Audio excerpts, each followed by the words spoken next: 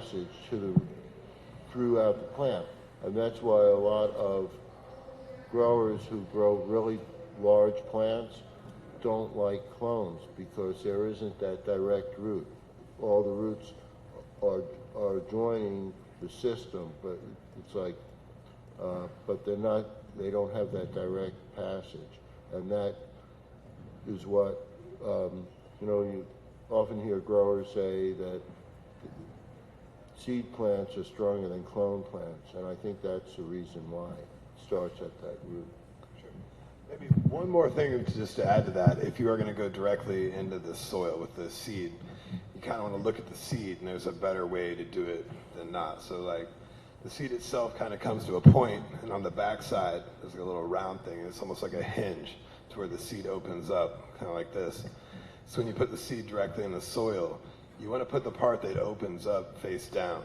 That way when the seed cracks, the taproot goes directly down, and then it begins to lift the seed up out of the soil. Should you put it the other way around and it opens on the top side, it'll want to grow down for a minute until it figures out what side's up, and could cost you a couple of days, it could just set it back a little bit. So you kind of inspect the seed and look at it when you actually, you might want to take like a pencil or something and just put a little indentation in the top of the soil or whatever, about a quarter-inch deep or something, but just make sure that the seed's facing the right direction. Round side down, pointy side up. Yeah, exactly. Yeah, so then that's a little tip, save you a couple days anyways. Yeah, Ed had mentioned clones a second ago, and that's a good segue into the next segment, which is, I think, a lot of new growers are curious. Do I start from seed? Do I start from clone? What's the better option? Maybe talk a little about the pros and cons of each and what's better for someone who's trying to grow. I'm assuming most people here are either fairly new or I don't know if you guys are looking for super expert tips or you're just kind of looking for the whole process laid out, but we'll kind of try to cover everything. But I'm assuming, so for new people who are trying to grow, what's a good starting point for them, seed or clone? Right. Well, a clone is basically just a piece of a vegetating plant that you cut off and you induce it to root. And this is favorable for indoor growing because you're using grow lights, you have a fixed canopy level, and if you want to have a very efficient indoor grow, you grow from clones because they behave exactly the same as the mother plant that you took the clones from. So you get that level, even canopy in an indoor space. As Ed mentioned, if you're growing outdoors or in a greenhouse and you have lots of room, you can grow from seed and get much stronger plants. Clone plants don't have that main taproot, and you can tell the difference sometimes just in production, obviously. But like I said, indoors, clones are very efficient, and you in order to take them, you need a mother plant that is in the vegetating stage. You don't want to take clones from a flowering plant. It's just very difficult to reverse that process. There's a lot of confusion about this, because how do you get a mother plant that is a female without flowering it? And the process is a little bit complicated, but I'll explain it really quickly. You get a pack of, let's say, 10 seeds. 5 will probably be male, 5 will probably be female on average, let's say, if they're regular seeds, which I would recommend if you're going to be choosing a mother plant from plants. So you label each seedling, A, B, C, D, E, and so forth. And as they grow, you take a clone from each of those seedlings, also labeled A, B, C, D, and you root the clone and you flower the clone to tell you what the original plant is. So you flower that clone, you keep the original plant in the vegetative stage. It doesn't have to flower. The clone is going to tell you how it behaves. So once you've rooted the clone, you put it into the flowering process, and if the male A, plant A is male, that clone A is male, plant A will be male, and you can get rid of it. Clone B is female and flowered like something you want to keep as a mother plant. That means plant B, that's still in its vegetative stage, becomes your mother plant. And then you always maintain that plant and keep it in the vegetative stage and take clones from that. That process is just use a sharp razor blade, cut a piece 3 to 4 inches long or so with several leaves on it, like a growing shoot. Then you dip that in a rooting hormone or gel, and then put it into the medium gently, and put it under like fluorescent lighting. Check the humidity and the temperature, make sure they're, temperature you want around 75 to 80, humidity around 70 or so percent.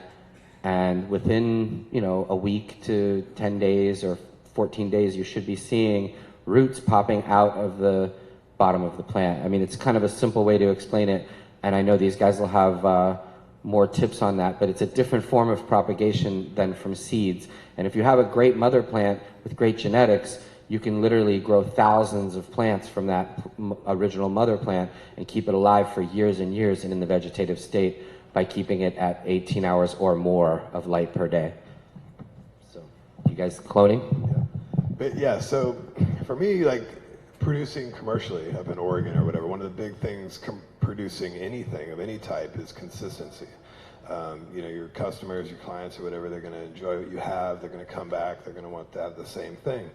If it's not the same thing, then you might disappoint them and they might go and look somewhere else or whatever. So cloning gives you the opportunity to have that consistency because it's going to just be a genetic replica every single time of the plant that you did last time. The other variables are going to be up to you, the feeding, taking care of the plant or whatever, but what you have will be exactly the same.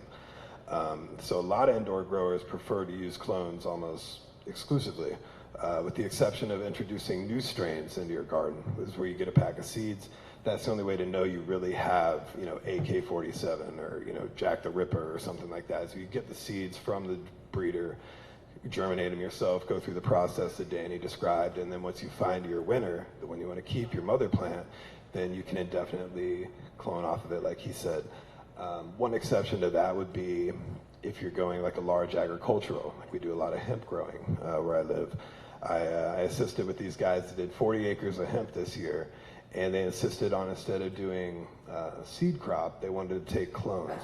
So they took like tens of thousands of clones of hemp plants and tried to plant them into the ground like in rows, like normally like you would plant sprouts of some other type of agricultural product. And it didn't work out well because it totally stressed out each and every one of the clones when they went to go make that transplant. And then when they were doing literally tens of thousands of them, the shock from actually doing the transplant of those clones set back the plants for, I'd say, probably a full month, which at the end of the cycle, come harvest season, they weren't finished. So that was a huge mistake for them to do, and one thing that they could have done better would be to plant seeds in that situation, like a regular type of farming situation. So it really just depends on what you're trying to do. Take into consideration the ups and downs, pros and cons of what you're trying to do. But seeds versus clones, I think there'll always be people on both sides of the fence that have proponents of one or the other. But for consistency purposes and for really knowing what you're going to have, I'd say cloning is pretty much the way to go.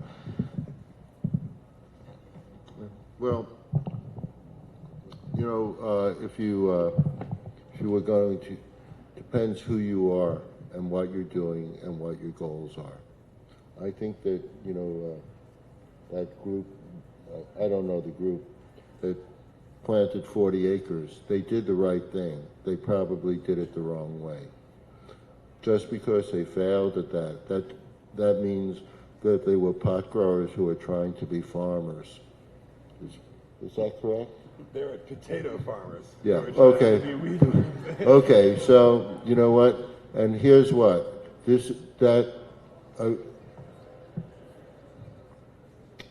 One way or another, there was a lack of communication between them and the plant. Right? Absolutely.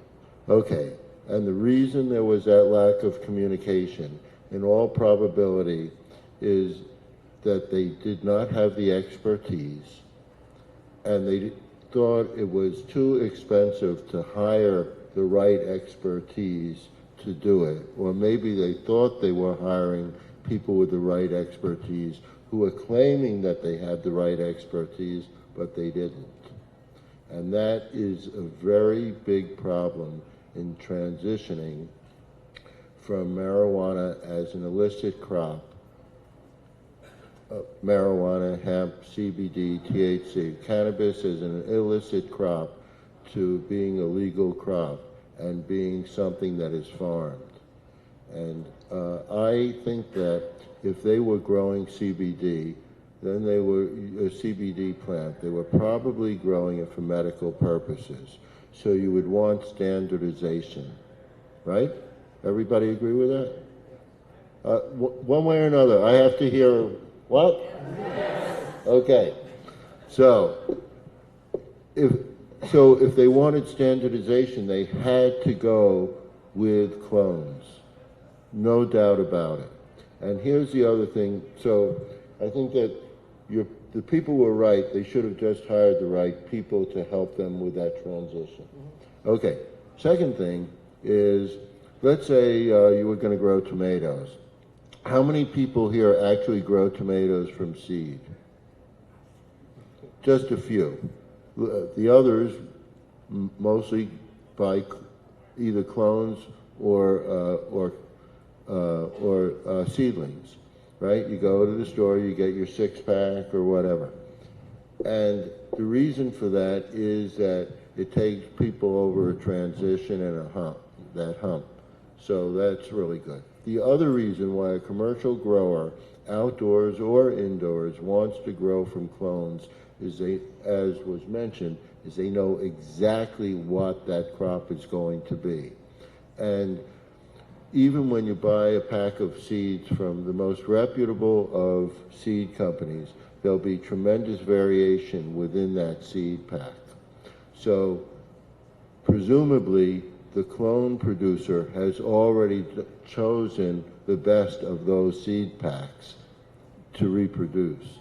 And that's another reason to use clones rather than seeds, because you have uniformity and presumably the best has already been chosen for you. So you don't have you might have 10 seeds, 5 of them are females, and 2 of them might be duds. And then you've spent all that time on duds. What about auto-flowering or feminized seeds? Can you guys address those points for a second? Are those good ways to go or not so much? I mean, they have their place, each one of them. I think feminized seeds are, seeds that are produced to be female only. Sometimes there's some higher rates of hermaphrodism in those. I don't really recommend them for mother plant purposes, but if you're just looking to just grow 6 or 7 plants like you're allowed to grow, it's not a bad route to take to get a decent product. Auto-flowering plants flower automatically once they reach a certain height. Again, you have a perfect climate here to grow nice big plants. There's really no reason to do that here unless you're at a very high altitude. So people in Canada and Northern Europe and places like that benefit from that because they have such short growing seasons. Alaska, for instance, is a place where there's maybe 45-day flowering time that you have before the frost kicks in. Auto-flowering plants are great for that. Also, light deprivation techniques work for that too, where even in the summer when you actually have 16 hours of sun or 15 hours of sun and the plants should be vegetating, you can force them to start flowering early by cutting down the amount of light that they get, and so that's light deprivation. You cut down to 12 hours with a blockout sort of cloak that you put over the plants every day. There's automated ways you can do that. There's also hand crank ways you can do that. But basically, you start the plants flowering early, and they finish sooner, and you can kind of get in before the frost in some places. And some people do that just to beat, just to have a harvest in August instead of September and October.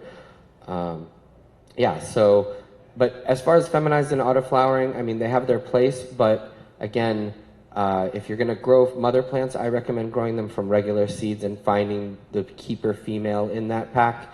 And if you're going to grow auto-flowering, I would grow out those seeds, but not really try to hang on to those genes for generation after generation, because they're, admittedly slightly watered down. It's tough to clone successfully those auto-flowering plants too, because once they start to bud, which they do inevitably within a few weeks or whatever, they don't really have the ability to revert back into veg to produce like a mother plant or something like that. So with the autoflower seeds, you're going to be cracking a lot of seeds over and over to do it, and then which kind of leads to inconsistency in the long run. It's been my experience with them anyways. But it's really good for people that live in like a dorm in the UK or something, you know what I mean? Like that's perfect. Right.